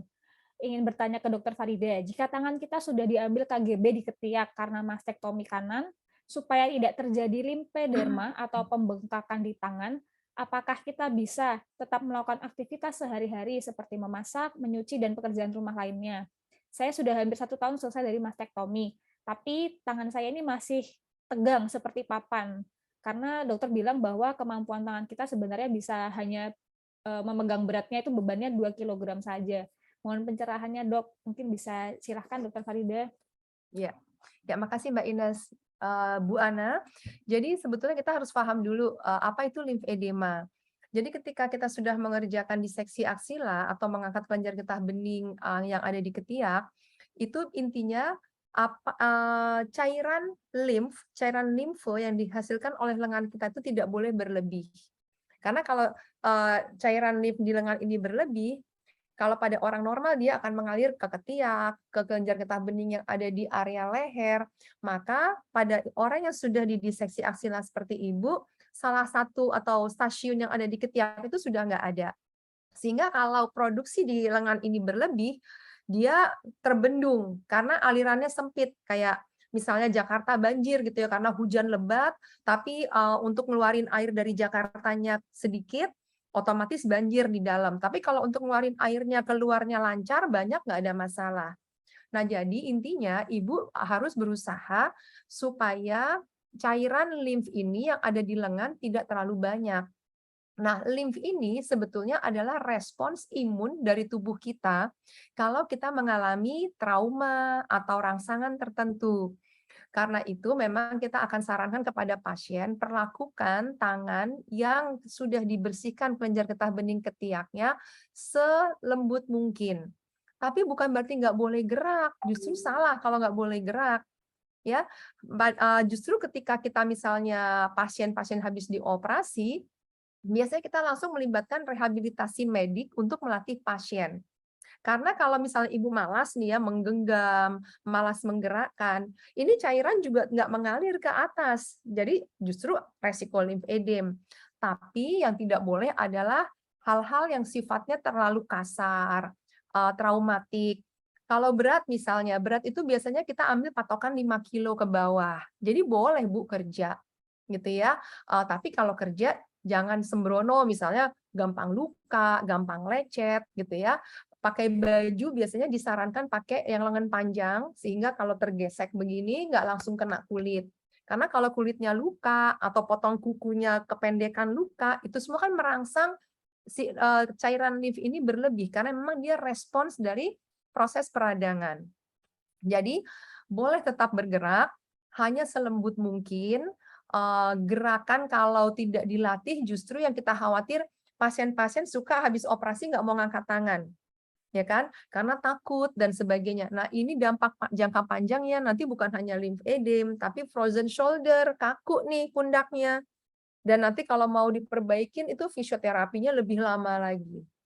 Jadi sebenarnya Bu, Ibu masih bisa berfungsi biasa, hanya lebih berhati-hati sedikit, jangan mudah trauma. Termasuk trauma di sini ini ya, pijet-pijet yang pakai minyak panas banget, pijet yang kasar gitu ya. Kalau masas, fisioterapi akan melakukan masas, tapi ada caranya. Biasanya mereka lakukan dari bagian atas dulu. Pintu-pintu ini nih dibuka dulu oleh mereka, baru lengan ke atas. Nah, saran saya Ibu ke rehabilitasi medik atau fisioterapi di dekat rumah Ibu. Minta diajarkan cara penanganan supaya mencegah limfedema. Dan Ibu sendiri sudah mulai aktif, tapi lebih berhati-hati aja, jangan sampai terjadi trauma di tangan itu. Mudah-mudahan menjawab ya Bu Ana ya. Makasih Mbak Ines. Iya, clear sekali Dokter Farida. Terima kasih atas jawabannya. Kita akan langsung masuk ke pertanyaan berikutnya. Ini dari Ibu Megawati. Ini bertanya juga ke Dokter Farida. Apakah kanker payudara dengan jenis in situ dan invasif ini bisa dilakukan langsung kemoterapi atau hanya sebenarnya yang invasif saja Dok, yang setelah operasi dilakukan kemoterapi agar hasilnya baik. Jadi mungkin ini sudah disampaikan juga oleh Dokter Farida di presentasi tadi, tapi mungkin Ibu Megawati ini lebih memperjelas. Silahkan Dok. Ya, jadi kalau kanker in situ, Bu, kalau benar-benar in situ ya, tidak perlu kemoterapi, tidak perlu apa-apa. Kecuali kalau kita ketemu, biasanya kalau in situ itu laporannya di PA DCIS, ductal carcinoma in situ. Atau sebagian kecil LCIS, lobular carcinoma in situ. Tapi mostly kebanyakan DCIS. Nah, pada DCIS, tidak perlu lagi diperiksa macam-macam IHK, kecuali saya biasanya akan minta pemeriksaan ER, estrogen reseptor. Karena mulai ada studi yang mengatakan kalau pasien DCIS ternyata ER-nya positif, itu akan memberikan manfaat kalau diberikan tamoxifen dosis rendah. Kalau pada karsinoma invasif, Bu, biasanya tamoxifen itu 1 kali 20 mg per hari. Kalau pada DCIS yang ER-nya positif, itu cukup 1 kali 5 mg per hari. Nah, kita nggak punya sediaan miligram di Indonesia, 5 mg di Indonesia, jadi biasanya kita berikan yang 10 mg, kita minta pasien minum 2 hari sekali. Itu yang DCIS ER positif. Kemoterapi sama sekali nggak perlu, tapi harus yakin pasti ini memang DCIS atau in situ tadi. Ya, sedangkan untuk yang invasif, perlu kemo atau tidak? Nah, kembali ke tadi Bu, yang panjang yang saya terangin tadi, stadiumnya lah, biomolekulernya lah. Terus Ibu nanya, habis operasi, itu jawabannya juga ada lagi Bu. Ada untuk tipe yang progresif, misalnya HER2 sama triple negatif stadium 2 aja, kalau kita mau ikut guidelines yang terbaru, dikasih dulu obat kemonya misalnya, baru dioperasi gitu. Ya, jadi nggak apa-apa, kan ini ada rekamannya ya. Nanti mudah-mudahan Ibu bisa mengulang di YouTube atau buka Mamasip yang tadi saya beritahu untuk belajar lagi pelan-pelan sehingga lebih paham. Ya. Makasih Mbak Ines. Ya, terima kasih Dokter Farida. Ini mungkin menyambung sedikit pertanyaan masih dari Ibu Megawati juga. Jadi Ibu Megawati bercerita bahwa temannya ini 31 tahun sudah survive dari CA Mamae dan sudah mastektomi kedua payudaranya, sudah melalui kemoterapi dan juga sudah radiasi. Dan setelah melalui hal tersebut diberikan obat hormonal selama 5 tahun dan sudah stop untuk terapi hormonalnya. Nah, yang ingin ditanyakan nih, kapan sih Dok sebenarnya pasien ini harus cek lagi selain kontrol rutin tiap 4 bulan ke dokter, dan sekarang tidak minum obat lagi. Bagaimana sih supaya tetap survive gitu Dok? Ya, ini yang 31 tahun tuh umurnya ya? Oh, umurnya deh sepertinya Dok ya. Oke. Ya, sebetulnya gini, secara umum ya, pasien-pasien kanker payudara yang sudah menjalani pengobatan tuntas, itu untuk 3 tahun pertama dianjurkan tetap kontrol rutin ke dokter 3-4 bulan sekali. Jika dalam 3 tahun pertama tidak terjadi kekambuhan, maka pada tahun keempat dan kelima dianjurkan kontrol ke dokter itu 6 bulan sekali. 5 tahun tidak terjadi kekambuhan nih, alhamdulillah banget, cukup ke dokter setahun sekali. Nah, itu sebetulnya itu secara umum begitu anjurannya. Jadi tidak ada tidak ada yang perlu dikhawatirkan. Apalagi tadi katanya berapa tahun tadi? 5 tahun ya, 5 tahun kayaknya udah minum terapi hormon, 5 Iya, tahun betul. ada kambuhan. Kelihatannya ke arah prognosis yang baik, tapi tetap kontrol setahun sekali ini tetap dijalankan. Gitu. Baik, terima kasih Dokter Farida. Baik, saya akan lanjut ke pertanyaan berikutnya dari Ibu Sheila Hibono. Lagi dok, saya dengan Sheila yang saya mau tanyakan, apakah mamografi bisa mendeteksi semua jenis tumor? Contoh misalnya limfoma, karena limfoma biasa ada di subkutis ya dok. Apakah bisa terlihat di mamografi juga? Terus jika kita screening, biasa di laporan di radiologi ada istilah MES, lesi. Nah itu dan tumor apa bedanya ya dok dari ketiga kata tersebut? Terima kasih dok. Silahkan dokter Farida. Ya, jadi tadi mamografi bisa nggak untuk semua tumor? Kita kembali lagi, mamografi itu kita menggunakan X-ray. Jadi kenapa dia disarankan pada wanita di atas 40 tahun? Karena X-ray itu kan hanya bisa melihat dia gambarannya nih ya, kalau di awam putih pak hitam gitu. Nah, kalau pada orang yang masih muda, jaringan ikatnya masih padat, maka cenderung mamografinya lebih putih. Dan itu biasanya sensitivitasnya jadi agak kurang. Di orang yang lebih tua, yang jaringan ikat payudaranya udah berkurang, dia akan lebih jelas kalau ada kelainan. Nah, apakah bisa mendeteksi semua tumor? Satu, tergantung umur pasien. Kedua, tergantung kualitas alat mamografinya. Ketiga, tergantung kepiawaian radiografer meletakkan payudara di alat mamogram. Ya, lalu yang keempat, ya tergantung pula apakah masanya sendiri mudah dideteksi. Misalnya tadi Ibu nanya lipoma yang ada di kulit bisa teraba misalnya. Kalau menurut saya sih lipoma ngapain repot-repot pakai mamografi, pakai USG lebih enak sebetulnya. Gitu ya. Jadi mamografi itu harus paham gini. Kenapa mamografi disarankan untuk screening kanker payudara? Kan bisa dok pakai USG. Oh iya, tapi USG punya keterbatasan. Biasanya dia baru bisa melihat kalau sudah berbentuk massa. Sementara kalau kita mau berbicara screening, yang biasanya kita kejar dari mamografi itu adalah gambaran klaster, kumpulan, mikrokalsifikasi yang mencurigakan. Mikro itu kecil sekali, kurang dari 0,5 mili, kalsifikasi itu pengapuran. Jadi kalau ada kumpulan mikrokalsifikasi yang mencurigakan itu menandakan di situ ada jaringan yang cepat tumbuh tapi cepat mati, abnormal.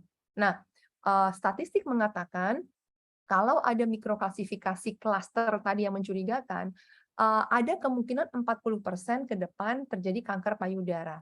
Itu yang kita kejar di mamografi. Tapi kalau untuk yang lain-lain, kita nggak terlalu ngotot di mamografi. Problemnya, USG tidak bisa melihat klaster mikroklasifikasi. Sehingga itulah kenapa sampai sekarang, kalau kita lihat studi-studi di dunia masih mengatakan screening yang bisa mengurangi angka kematian karena kanker payudara masih mamografi. Ini saya bilang gini, kenapa? Banyak nih pasien datang bawa hasil, kalau pernah pada dengar ABAS, ABVS, Automatic Breast Ultrasound, terus mereka bilang, oh soalnya di rumah sakit itu bilangnya, enakan ini Bu, ini udah nggak sakit, terus hasilnya sama akuratnya dengan mamografi. No, kalau saya bilang enggak. ABAS after all adalah USG. Hanya dia pakai alat otomatis. Yang kalau USG biasa tuh kita running sendiri si probe-nya, EBAS ditaruhlah di alat, tapi pasien banyak yang ngeluh juga loh terakhir. Mereka bilang, aduh kayak ditekan dadanya, udah gitu tetap aja kok sama dokternya dilihat-lihat lagi. Bahkan dokter radiologi pun bilang, aduh pakai EBAS itu kalau kita curiga, akhirnya kita juga mesti ngelihat lagi sendiri gitu. Jadi kalau saya sih masih pada standar ya, kalau screening mamografi plus USG. Kalau mau mamografi plus EBAS, bagus. Tapi kan EBAS lumayan mahal. Mamografi plus USG masih memenuhi syarat. Gitu ya. Beda MES, lesi, dan tumor. Lesi artinya kelainan. Lesi itu bisa lesi kistik, bisa lesi solid. Solid itu artinya padat. Kalau kistik itu artinya isinya cairan. Itu yang kita bilang kista payudara. Kalau kista kan aman, hanya rongga isi cairan. Kista simpel nggak ada masalah.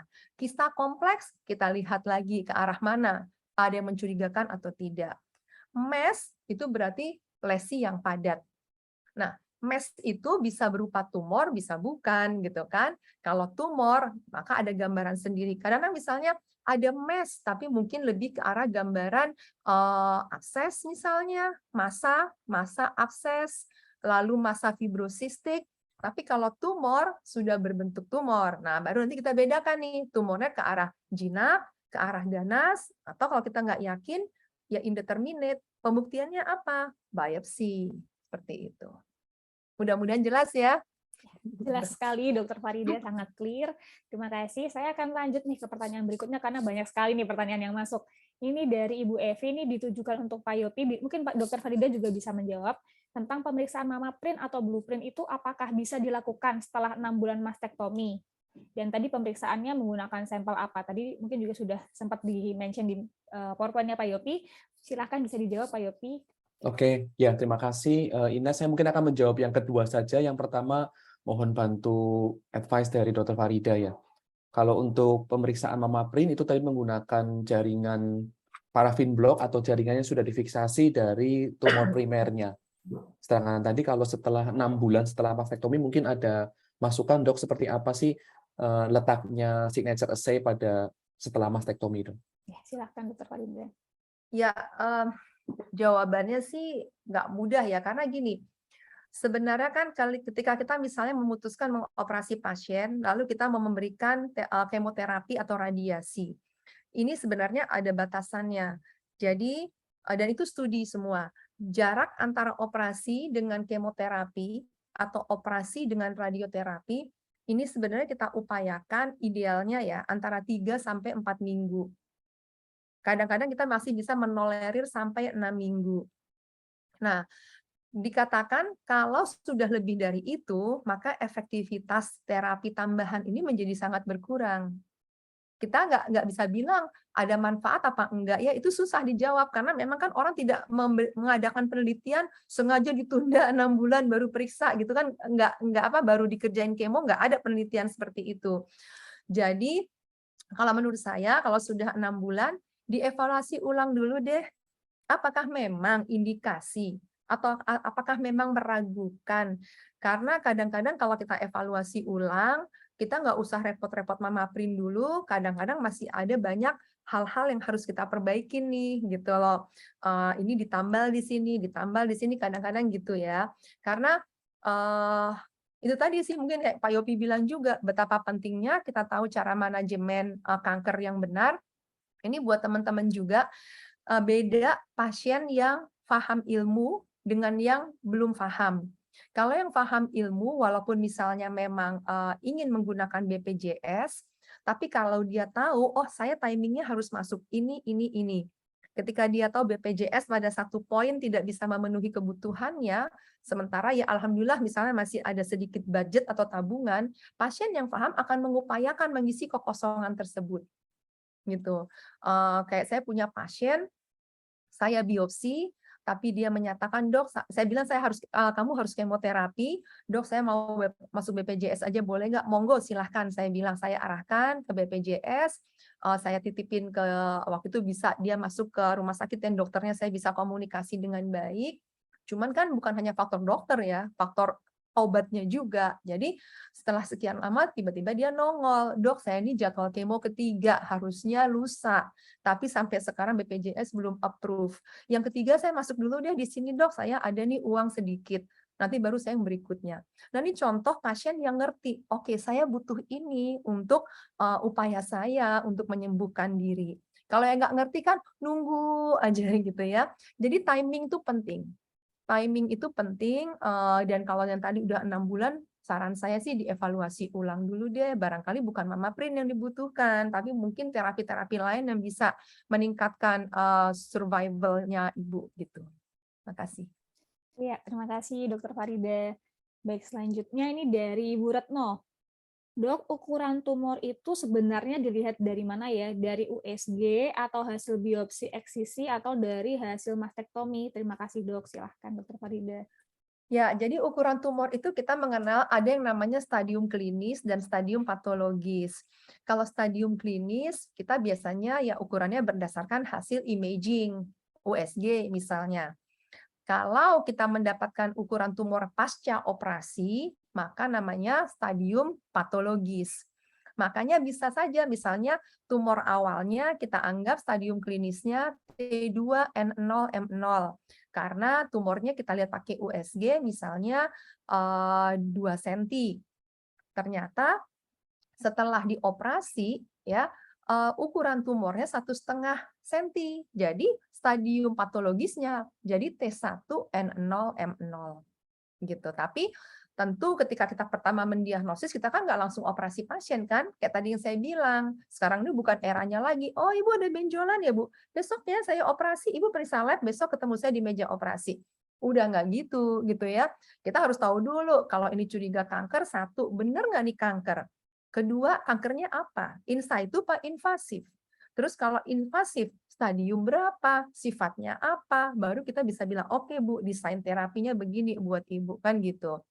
Nah, jadi tetap yang kita pakai awal-awal tentu stadium yang klinis, ya kan? Stadium klinis kita bisa lihat dengan USG, bisa dengan pengukuran pemeriksaan fisik dan sebagainya. Itu paling nggak meng-guide kita untuk menterapi pasien selanjutnya. Baik, terima kasih dok. Kita lanjut lagi dari Ibu Pratiwi W. Dok, kalau misalnya ukuran tumor ini kurang dari 2 cm dan sudah dioperasi dan juga tidak mendapatkan sistemik terapi, itu kira-kira bagaimana dok? Apakah nanti prognosisnya memang lebih baik atau seperti apa dok? Ya, masalahnya nggak ada data jelas nih, kurang dari 2 cm. Satu, batas sayatan bebas tumor tidak. Kelenjar getah bening diperiksa tidak, ya kan? Lalu ada workup metastasis, ada pemeriksaan ada tidak penyebaran jauhnya dikerjakan tidak. Sifat biomolekuler IHK-nya apa? Nah, susah saya jawabnya. Karena lagi-lagi dokter nih bukan dukun yang nerawang gitu ya. Kita dikasih data baru kita bisa jawab gitu. Jadi dilengkapi dulu datanya. Mungkin kita bisa undang aja kali ya dok kepada Ibu Pratiwi, bisa mungkin langsung ngomong nih sama dokter sebenarnya pertanyaan yang ingin disampaikan seperti apa. Coba, oke. Saya silahkan boleh di-unmute Bu Pratiwi. Oke dok, jadi saya tuh T1 NO MO hasilnya ya dokter.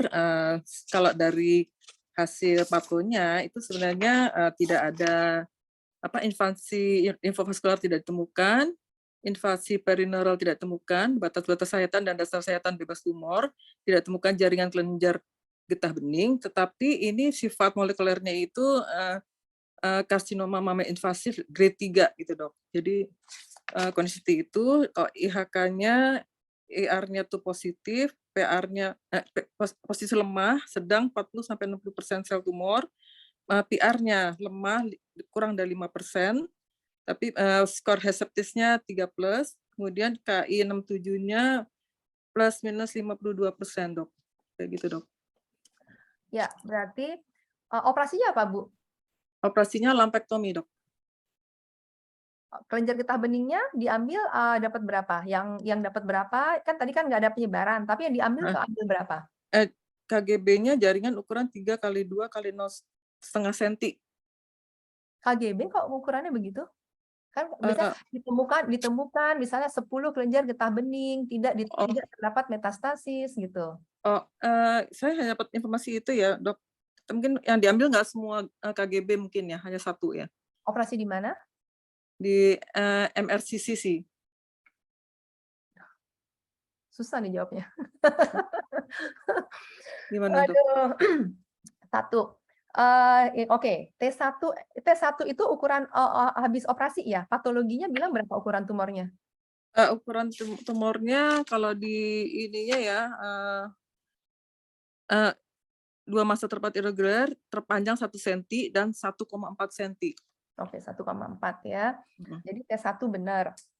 N0, jadi gini Bu, kayak tadi saya cerita, bahwa Ibu sudah diambil di lumpectomy batas sayatan bebas tumor, oke, alhamdulillah. Problemnya di kelenjar getah bening. Kelenjar getah bening itu, karena ini invasif, harus dikerjakan entah sentinel lymph node biopsy, kalau memang awalnya nggak terdeteksi ada perabaan kelenjar getah bening yang besar, atau USG nggak bilang ada curiga ya, atau dibersihin semua. Nah, sentinel lymph node biopsy itu memang harus dikerjakan oleh dokter bedah yang memang punya kemampuan untuk itu dan sudah tervalidasi. Karena kalau tidak nanti ada yang namanya false negatif, dianggap nggak ada padahal ada. Mhm. Gimana kalau dokternya nggak bisa sentinel lymph node biopsy? Diseksi aksila, bersihkan kelenjar getah bening ketiak. Dan udah jadi Mhm. konsensus di seluruh dunia, Mhm. diseksi aksila yang dikatakan adekuat atau mencukupi, itu kalau ditemukan setidaknya 10 kelenjar getah bening. Mhm.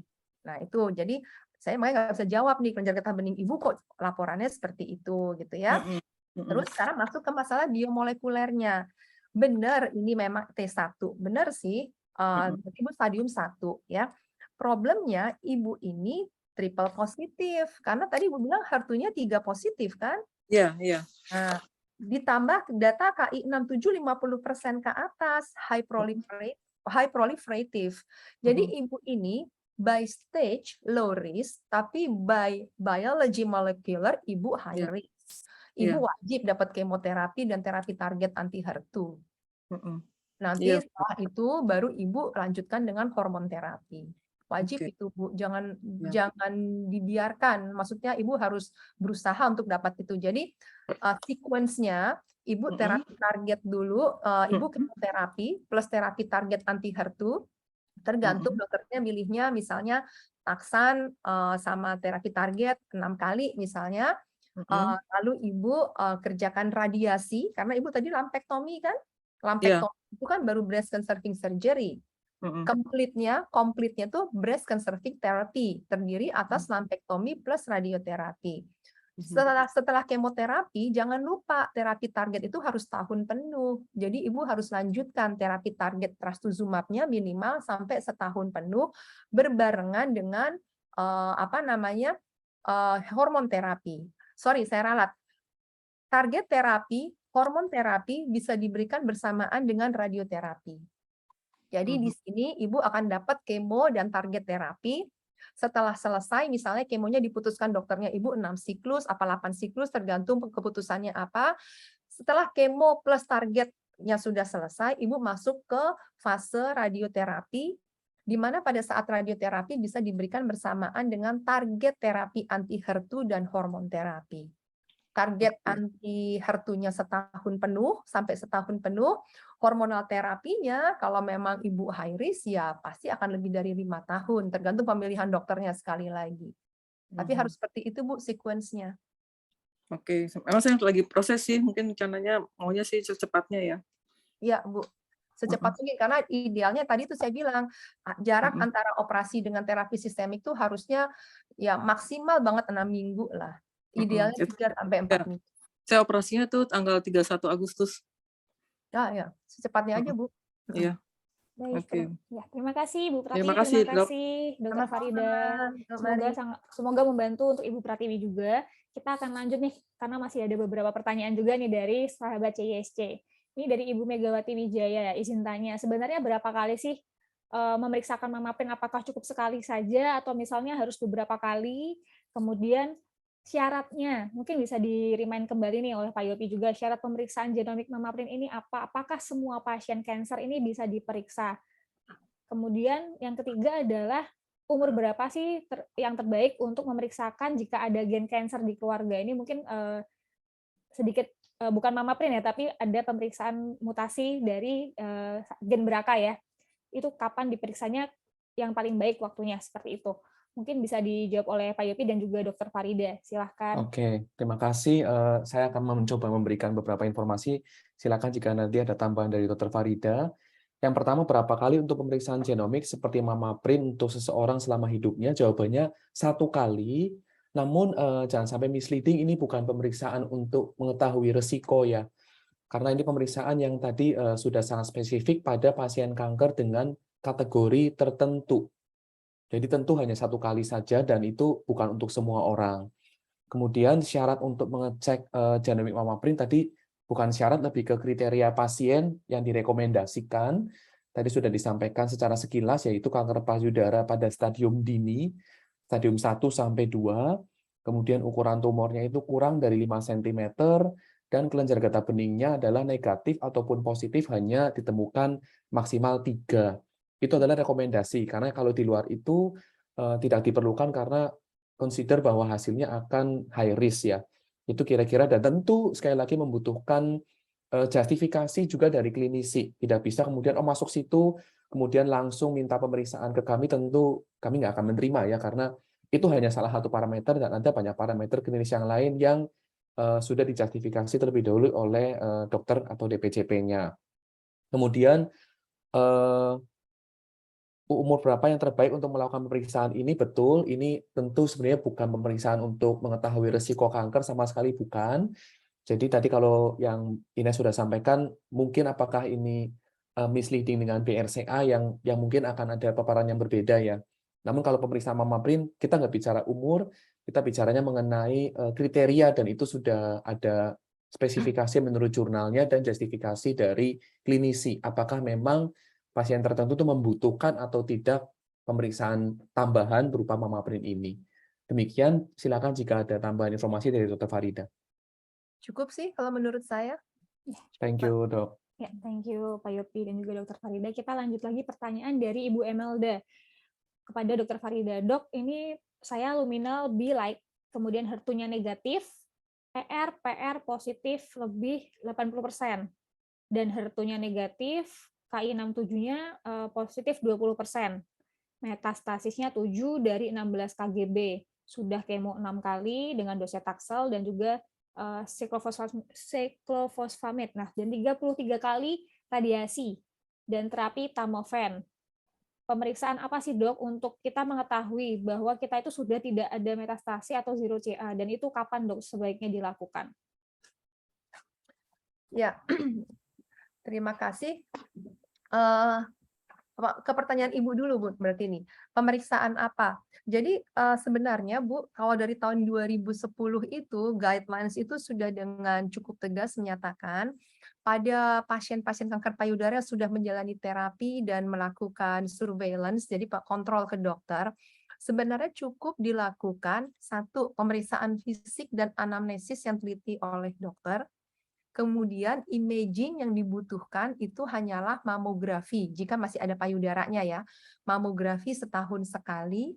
Kemudian jika menggunakan tamoxifen, itu kontrol ke dokter kebidanan setahun sekali juga untuk melihat apakah ada penebalan endometrium. Titik, itu aja. Bahwa di prakteknya banyak yang melakukan, bahkan yang membuat saya kagum, kagum dalam tanda kutip, kadang-kadang BPJS, tapi tiap 3 bulan meminta pasien memeriksa ronsen, USG, ya itu sih udah saya nggak tahu lah ya, mungkin memang ada budget untuk itu. Nah, kenapa di dunia menyatakan guideline seperti itu? Karena satu, dianggap suatu pemborosan jika kita memeriksakan semua terus-menerus. Apalagi sekarang trennya ini, blood cancer marker. Terus ada lagi lab yang bikin-bikin promo. Apa sih, diagnosis kanker dini dengan blood cancer marker. Oh, itu udah misleading banget itu sebetulnya. Dan yang kedua alasannya adalah kenapa tidak dianjurkan, membuat pasien anxiety, cemas. Karena memang rata-rata kalau pasien saya ya, padahal saya cuma minta mamografi setahun sekali, masuk ke kamar praktek itu, aduh dok, saya deg-degan, hasilnya gimana ya dok? Gitu. Setahun sekali loh. Kalau 3 bulan sekali, nah itu yang dianggap jadi kurang sehat juga buat teman-teman penyintas, tiap 3 bulan deg-degan ngelihat hasil.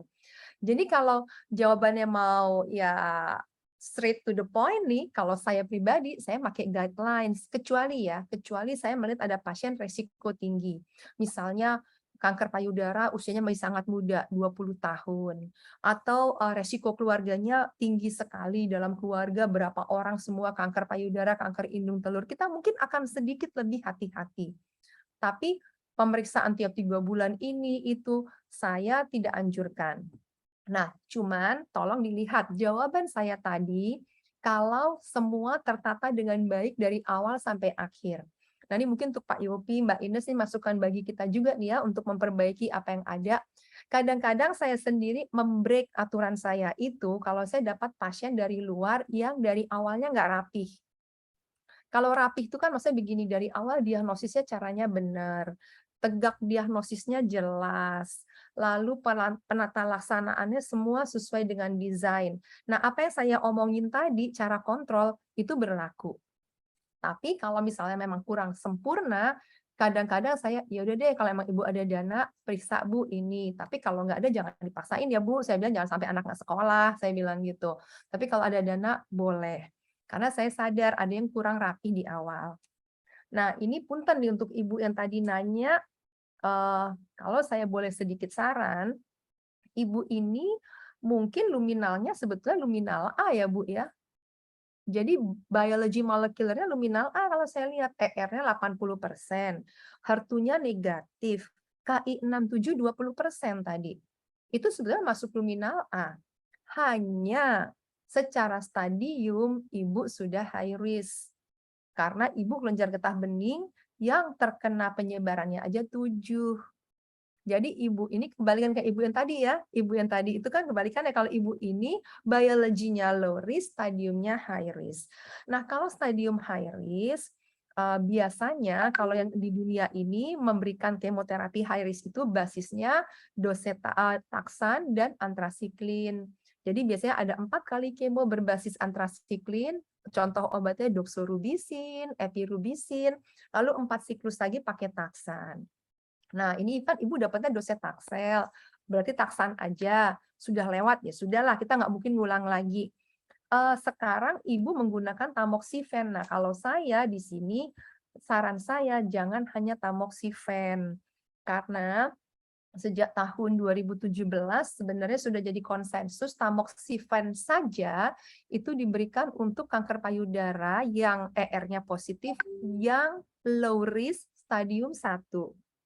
Kalau sudah stadiumnya agak tinggi, kita sarankan combine. Kalau Ibu masih belum menopause, maka kombinasi antara supresi ovarium, biasanya pasien-pasien pakai obat suntik, isinya ada mereknya macam-macam lah gitu ya, disuntik supaya berhenti fungsi dari ovariumnya, lalu combine minum. Nah, combine minum juga beda. Kalau di-combine dengan tamoxifen, dengan di-combine dengan aromatase inhibitor, misalnya letrozol, itu angka survival-nya bagusan yang di-combine dengan letrozol. Tapi misalnya ada pasien masih usia muda, atlet, saya keberatan dok kalau di-combine dengan letrozol, karena saya jadi suka susah gerak, macam-macam. Oke, at least supresi ovarium, combine dengan tamoxifen, itu masih jauh lebih bagus daripada tamoxifen only. Jadi kalau saran saya sih coba Ibu diskusikan dengan dokter yang merawat Ibu, kemungkinan untuk menambah supresi ovarium kalau memang Ibu belum menopause. Karena itu akan lebih baik buat Ibu, consider Ibu stadiumnya udah agak tinggi kemarin. Mungkin itu yang bisa saya beri tambahan itu ya Bu ya. Makasih. Terima kasih Dr. Farida, semoga bisa menjawab pertanyaan dari Ibu Emelda ya Bu. Kita lanjut kembali ke pertanyaan berikutnya dari Ibu Lilis Suryanti. Dok, izin bertanya, untuk pasca operasi mastektomi rehabilitasi dengan pemanasan pada sisi yang lengket aman atau tidak? Apakah tidak akan merangsang pertumbuhan kanker lagi? Maksudnya pemanasan apa, lengket apa ya? Ya, mungkin saya coba undang Ibu Lilis ya dok ya, supaya bisa, oh tapi Ibu Lilisnya sudah tidak ada sepertinya. Oke, kita next ke pertanyaan berikutnya aja dok ya. Baik. Kita lanjut ke pertanyaan dari Ibu Leliana Wijaya. Ini juga agak diskusi kasusnya beliau nih dok. IHK ER PR positif 70%, HER2-nya negatif, Ki67-nya positif 20%, KGB kena 2 dari 8. Dan saat ini terapinya hormonal tamofen, suntik Zoladex, dan radioterapi 30 kali. Setelah radioterapi selesai, pengecekan apakah yang diperlukan untuk pengobatan lanjutan dan memastikan bersih dari sel CA. Ini mirip-mirip nih dok sebenarnya dengan yang tadi pertanyaannya. Iya, iya. Jadi sebetulnya jawabannya sama ya, surveillance sebetulnya cukup yang itu tadi. Nah, ini sebenarnya contoh kasus yang mungkin cukup menarik nih. Kelenjar getah bening 2 dari 8, Ki67-nya sih borderline banget ya, borderline mau masuk luminal A, luminal B. Nah, Ini yang contoh kasus yang kalau misalnya diperiksa Mama Print mungkin akan mendapat manfaat gitu ya.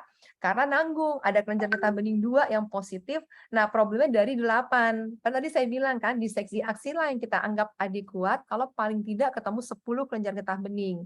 Nah, ini kadang-kadang belum tentu juga dokter bedahnya kurang ambil, belum tentu, tapi mungkin patologi anatominya belum mencari semua.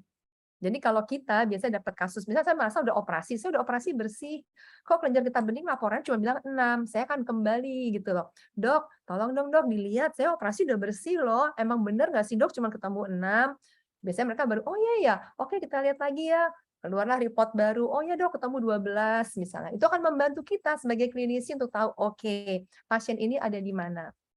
Kalau buat saya sih ibu sebetulnya ya kayaknya dokternya ibu udah memutuskan tidak perlu kemoterapi. Ini memang kasus intermediate lah ya. Ibu sudah, nah ini contoh bagus nih, terapi hormonalnya sudah disupresi dengan Zoladex dan dengan Tamofen. Ini contoh yang bagus nih. Jadi proteksi untuk ibu sebetulnya dari terapi hormonalnya cukup. Ya, bukan hanya Tamofen saja. Consider ibu memang sudah bukan stadium 1 lagi karena ada kelenjar getah bening yang positif. Untuk penanganan berikutnya, yang tadi saya katakan Bu, kontrol rutin ke dokter, 3 tahun pertama tiap 3 bulan, tahun keempat kelima tiap 6 bulan, 5 tahun ke atas, 1 tahun sekali. Itu cukup. Dan tergantung dokter ibu. Kalau ketemu saya, mungkin saya nggak akan repot-repot minta macam-macam, tergantung kebutuhan, tapi ada juga yang maunya periksa ini, itu sangat bergantung sih pada dokter yang merawat ibu. Itu Mbak Ines. Ya, terima kasih dok untuk jawabannya. Kita mungkin kedua pertanyaan lagi sebelum kita masuk ke sesi berikutnya gitu ya. Ini dari Ibu Listarini. Dok, kalau untuk pemeriksaan laboratorium CEA, di mana hasilnya 12,8. Sebenarnya maksud dari hasil laboratorium ini itu seperti apa sih dok? Ya, ini tadi saya bilang blood cancer marker ya, yang sebetulnya udah dari tahun 2010 nggak dipakai lagi gitu loh. Ada sedikit manfaatnya pada pasien yang begini. Misalnya ada pasien datang ke kita udah dari awal stadium 4, lalu kita periksa blood cancer markernya memang tinggi, kita perkirakan mungkin kalau kita ikutin nih tren si blood cancer marker dalam pengobatan kita bisa lihat apakah kankernya respon atau tidak dengan pengobatan. Nah, itu tempatnya paling itu aja. Itu pun tidak rutin digunakan. Karena banyak misleading-nya juga blood cancer marker ini. Tidak berarti kalau kita negatif pasti bebas kanker. Tidak berarti kalau positif pasti kankernya nggak respon sama pengobatan. Penelitiannya bilang begitu. Jadi buat apa bayar jutaan untuk sesuatu yang tidak pasti? Gitu. Makanya kalau ibu buka semua guidelines yang ada di dunia, apa saja yang harus dikerjakan oleh penyintas kanker payudara, itu akan bilang no blood cancer marker needed gitu loh. Nggak perlu meriksa itu semua. Kalau saya bilang sama pasien saya, ya kalau ibu percaya sama saya mah udahlah Bu, nggak usah periksa blood cancer marker, disedekahin aja Bu sambil doa, ya kan mudah-mudahan kebaikan kita memberikan bantuan dari Tuhan gitu loh, daripada periksa udah deg-degan hasilnya, udah gitu ya saya suka gimana ya kalau dikasih sama pasien dari luar bahwa itu saya, aduh Bu, saya mah nggak pakai gitu, nggak akan ngebantuin saya buat apa-apa, kan sayang mubazir sebetulnya. Jadi dalam surveillance Bu, kalau emang dokter menemukan ada tanda-tanda yang mencurigakan, baru kita kejar. Misalnya ibu bilang, saya kok mual-mual terus ya dok, udah 2 bulan ini minum obat mah nggak hilang-hilang. Saya mungkin akan minta ibu untuk USG abdomen, lihat hatinya. Ada nggak penyebaran di hati atau CT scan misalnya. Dan kalau ada, kita kejarnya biopsi gitu loh, bukan blood cancer marker. Karena kalau emang ternyata ada penyebaran di hati, misalnya biopsi terbukti, kita kejar lagi, oke, ternyata penyebaran ya, periksa dong IHK-nya, sifatnya masih sama nggak dengan kankernya yang dulu, atau sifatnya beda, sehingga pengobatannya harus berbeda. Itu cara ngejarnya. Begitu juga misalnya pasien keluhannya, dok saya tuh batuk-batuk terus loh dok, sesak napas. Padahal nggak ada yang batuk pilek di rumah, saya juga nggak sakit tenggorokan. Ronsen, gitu. Apakah ada penyebaran? Tapi nggak setiap 3 bulan kita ronsen, nggak tiap 3 bulan kita USG. Itu hanya membuat orang cemas dan buang-buang sumber daya gitu ya, tanpa ada manfaat yang jelas sebetulnya. Ini punten ya ibu-ibu ya, kalau apa yang saya kemukakan di sini mungkin agak berbeda dengan yang dialami sehari-hari. Kita sikapi aja dengan bijaksana, ya mungkin ini apa yang harusnya kita tahu dan apa yang kita alami, kita sikapilah dengan baik, komunikasikan dengan baik dengan dokter-dokter yang merawat ibu. Mudah-mudahan ketemu titik temu yang membuat pengobatan ibu-ibu semua akan menjadi lebih baik lagi nanti, gitu. Baik, terima kasih Dokter Farida. Ini satu pertanyaan terakhir ya Dok. Ini mungkin masih ada yang misleading gitu ya Dok, terkait dengan jika sudah dilakukan CT scan toraks, apakah masih perlu nih Dok dilakukan mamografi dan USG mamai? Ini sepertinya hal yang berbeda ya Dok ya, mungkin bisa dijelaskan kembali Dok. Ini dalam konteks apa nih? Dalam konteks screening, dalam konteks surveillance habis terapi, atau dalam konteks work up metastasis mencari penyebaran jauh? Mungkin lebih ke screening kali ya Dok ya? Ya kalau screening CT scan toraks sih no use ya. Buat apa? Mamografi USG itu kan untuk screening pada orang, ada dua manfaat. Untuk screening pada orang tanpa gejala atau pada orang yang sudah dengan gejala untuk mengeliminasi kelainan lainnya gitu ya. Tapi kalau CT scan toraks itu biasanya kita lakukan untuk work up metastasis. Misalnya saya punya pasien sudah saya diagnosis kanker payudara. Saya ingin tahu apakah dia punya penyebaran di paru-paru, di hati, di tulang. Nah, kalau untuk paru-paru, saya kerjakanlah CT scan toraks. Karena CT scan toraks itu kan, kalau kita minta CT scan toraks, maka dia akan fokus melihat paru-paru, bukan soft tissue. Payudara ini kan soft tissue, jaringan lunak. Bahwa mungkin CT scan toraks bisa melihat kelenjar getah bening dan sebagainya, tapi CT scan toraks tidak akan bisa melihat mikrokalsifikasi yang dilihat di mamografi. Jadi fungsinya beda, gitu. Atau kalau untuk surveillance, ya tadi itu apakah perlu dilakukan rutin? Kalau memang tidak ada keluhan, tidak perlu dilakukan. Sementara mamografi untuk surveillance wajib dikerjakan setahun sekali kalau memang masih ada payudaranya, gitu. Jadi harus ditegaskan dulu nih ya fungsinya apa. Ya. Baik, terima kasih banyak Dokter Farida. Nah, tidak terasa waktu kita sudah hampir habis, karena untuk sesi diskusi sendiri kita sudah sampai di akhir acara. Mohon maaf nih kepada sahabat CISC yang mungkin belum bisa kita jawab satu persatu pertanyaannya. Tapi kalau misalnya ingin konsultasi lebih lanjut ke Dokter Farida, silahkan datang ke tempat praktek Dokter Farida yang ada di RS MMC atau RS Metropolitan Medical Center dan juga RS Permata Cibubur. Betul ya Dokter Farida? Ya. Ya, terima kasih juga Pak Yopi yang telah menyampaikan materinya dan juga diskusi pada pagi menuju siang hari ini. Nah, saya dari moderator akan mengembalikan kembali acara pada pagi hari ini kepada MC kita. Terima kasih Mbak Ines. Aduh, kayaknya ini kayaknya bukan webinar namanya dok. Ini kuliah. Udah berapa SKS ini kalau dihitung-hitung, luar biasa, materinya keren banget deh. Jadi semoga sahabat CISC terjawab semua ya yang selama ini bertanya-tanya dalam hati atau malu bertanya sama dokternya atau bagaimana, hari ini udah terjawab semua deh. Jadi nggak terasa nih Mbak Ines, untuk pengumumannya apa sudah ada? Oke. Penanyanya? Gimana untuk mendapatkan Pak Denis? hampers? Sudah ada pemenangnya Pak Denis? Oke. Kita mau sesi foto bersama dulu? Oh, udah ada. Oke. Ini adalah 5 penanya terbaik yang akan mendapatkan hampers dari One Onco. Ada Ibu Ana Marpau, Ibu Megawati Wijaya, Ibu Sela Hibono, Ibu Pratiwi, dan Ibu Emelda. Nanti untuk masing-masing pemenang bisa konfirmasi langsung dengan Mbak Ines di nomor 0897 6677 898. Selamat untuk para pemenang. Hore. Mungkin kita bisa foto bersama dulu gitu Mbak. Foto bersama dulu ya. Bersama dengan teman-teman dari sahabat CISC, mungkin bisa open cam dulu gitu ya Mbak Tiar, kita foto bareng-bareng dengan. Boleh. Siapa yang mau foto, Pak Denis atau Mbak Ines? Iya, saya bisa bantu capture ya. Dibantu oleh Pak Denis ya. Pak Denis, oke, dibantu. Mbak Ines untuk dihitung ya. Oke, kita hitung ya. Halaman pertama, 1, 2, 3. Oke. Halaman kedua. 1, 2, 3. Ya.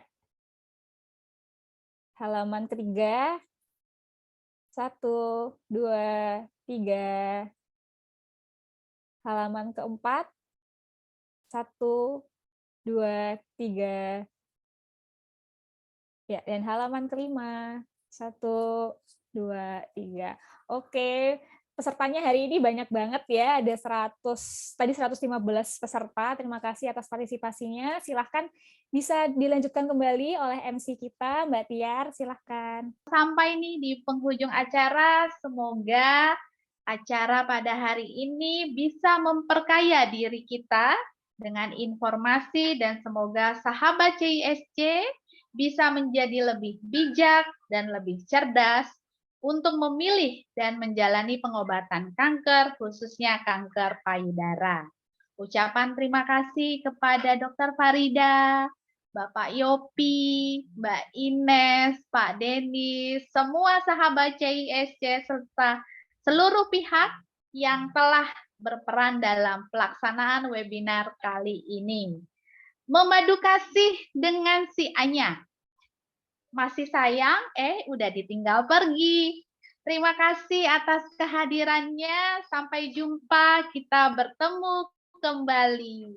Saya Tiar, mohon izin pamit undur diri. Mohon maaf bila ada salah kata. Terima kasih. Wassalamualaikum warahmatullahi wabarakatuh. Shalom, Om Santi Santi Om, Namo Buddhaya, salam kebajikan. Bye-bye.